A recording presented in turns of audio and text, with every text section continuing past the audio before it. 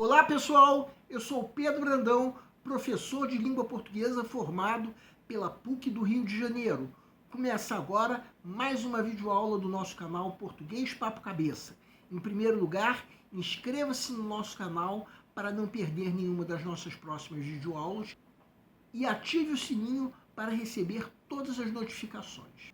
Nessa aula nós vamos prosseguir o assunto de intertextualidade, a propriedade de um texto relacionada ao fato de que, para que ocorra o processamento cognitivo, ou seja, produção e recepção de um texto, recorre-se ao conhecimento prévio de outros textos. Cada texto que é produzido possui um diálogo quase que inevitável com outros textos.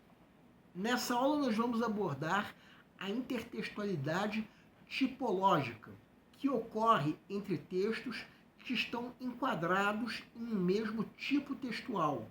Tipo textual, para quem não sabe, é o assunto que nós abordamos na nossa videoaula de número 471, que quem quiser pode acessar clicando no card que está disponível no canto superior direito da tela. Então, a intertextualidade tipológica ocorre entre textos que são enquadrados dentro de um mesmo tipo textual, entre dois ou mais textos narrativos, entre dois ou mais textos descritivos, entre dois ou mais textos dissertativos, entre dois ou mais textos expositivos, entre dois ou mais textos injuntivos e por aí vai. Convém lembrar que, tal como nas outras intertextualidades, também ocorre na intertextualidade tipológica uma mudança de força ilocucionária, ou seja, a intenção do emissor do texto já não é a mesma do texto anteriormente produzido, com o qual ele dialoga.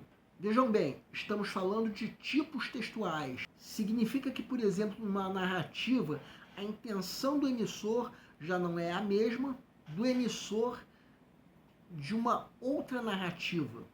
Claro que não.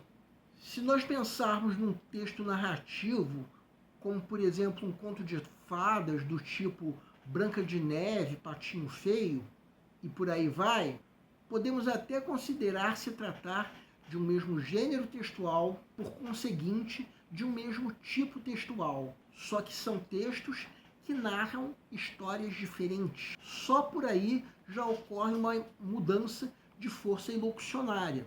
Entre um conto de fada e uma notícia de jornal, no fim das contas acontece a mesma coisa. Ambos são textos narrativos, mas que narram fatos, nem sempre verídicos, mas que são diferentes entre si. Estamos falando de narrativas. Será que nós sabemos qual foi o primeiro texto narrativo produzido por um ser da nossa espécie? Eu particularmente não sei. E eu diria até que seria complicado se responder isso com segurança. Talvez as histórias que eram contadas pelos nossos ancestrais lá na pré-história. Então, uma narrativa que nós lermos hoje, como uma notícia de jornal, já não é feita com a mesma intenção. Claro que não, até porque o contexto histórico é outro. Eu dei o exemplo de textos narrativos, mas é claro que a mesma coisa acontece entre dois ou mais textos do tipo descritivo, dissertativo, expositivo ou injuntivo.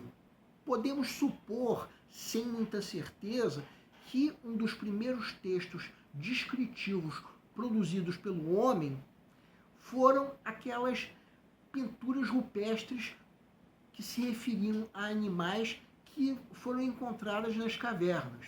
O primeiro texto dissertativo produzido pode ter sido no momento em que dois dos nossos ancestrais estavam discutindo qual a melhor forma de se caçar um animal.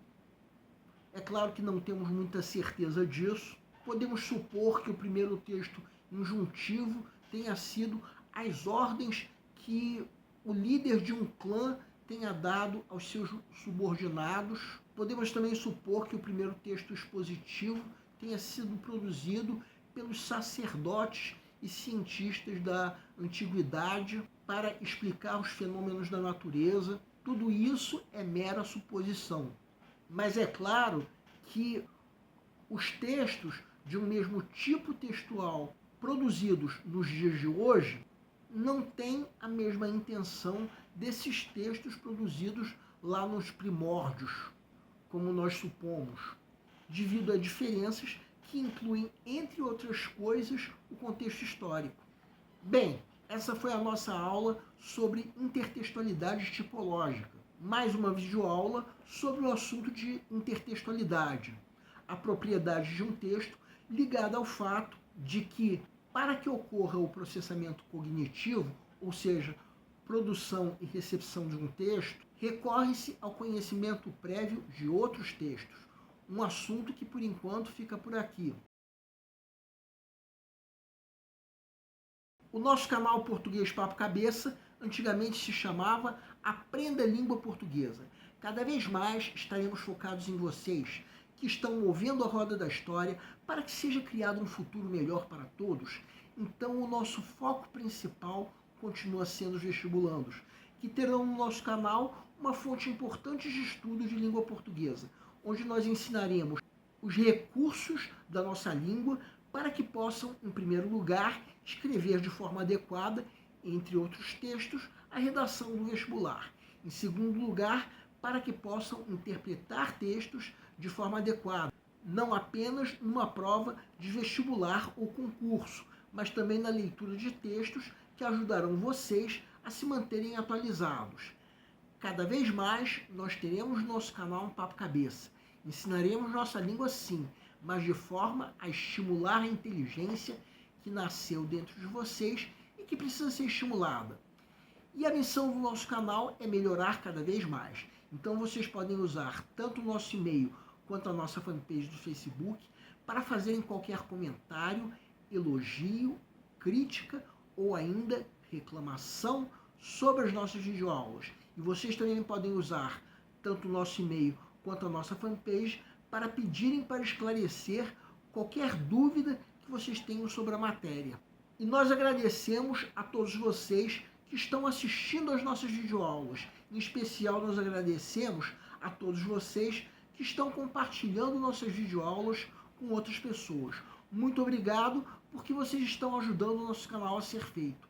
Pedimos ainda que deixem um like. Muito obrigado e aguardem nossa próxima aula.